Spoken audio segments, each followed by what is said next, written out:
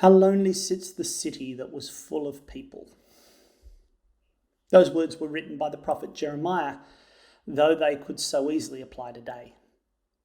I walked into Garden City and it was like a ghost town. The roads are just so much quieter than usual. The city, once full of people, now just feels so empty. But when Jeremiah wrote those words, it wasn't about the impact of a virus like the coronavirus. No, it was about a disease that was far more contagious and far more deadly. And the citizens of his city weren't in isolation, they were in exile, taken as captives to another land. Jeremiah's lament continues. How like a widow she has become, she who was great among the nations, she who was a princess among the provinces has become a slave. She weeps bitterly in the night with tears on her cheeks. Among all her lovers she has none to comfort her. All her friends have dealt treacherously with her, and they have become her enemies. Judah has gone into exile because of affliction and hard servitude.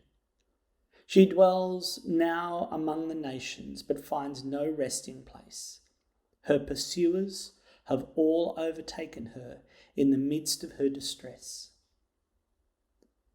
For Jeremiah, the grief was due to God's judgment, a judgment for a sinful people. Even though they were God's special people, even though they were God's treasured possession, they had ignored him, rejected him, turned to other gods who were no gods at all, and now he has rejected them.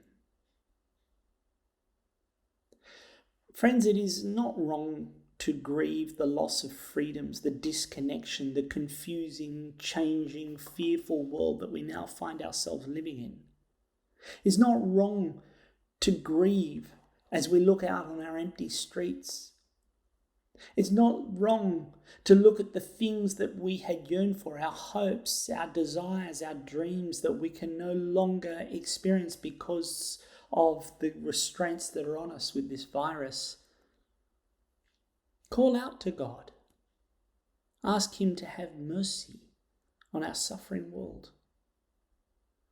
But there is a deeper grief as we look at a world riddled with the virus that is human sin, which infects all who come into contact with it, spreads to every human being on the planet, even if they self-isolate, and whose mortality rate is 100%.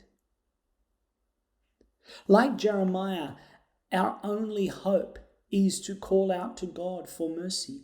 Mercy on our neighbours, mercy on our friends, mercy on our family, mercy for ourselves. And like Jeremiah, we look to God's answer.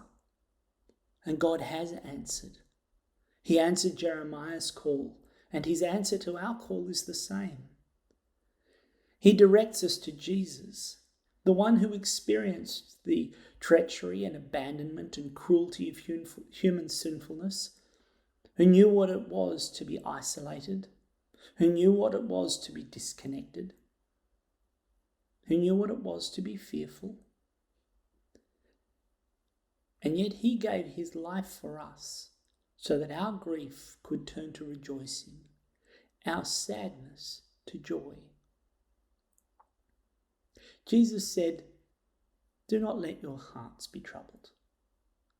You believe in God, believe also in me. My Father's house has many rooms. If that were not so, would I have told you that I am going there to prepare a place for you?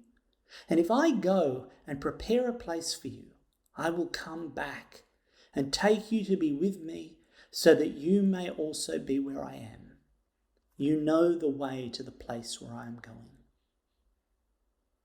As you look out on empty streets, remember the words of Jeremiah as he laments the fall of Jerusalem. Remember that this world's hope today, as it was back then, is found only in Jesus.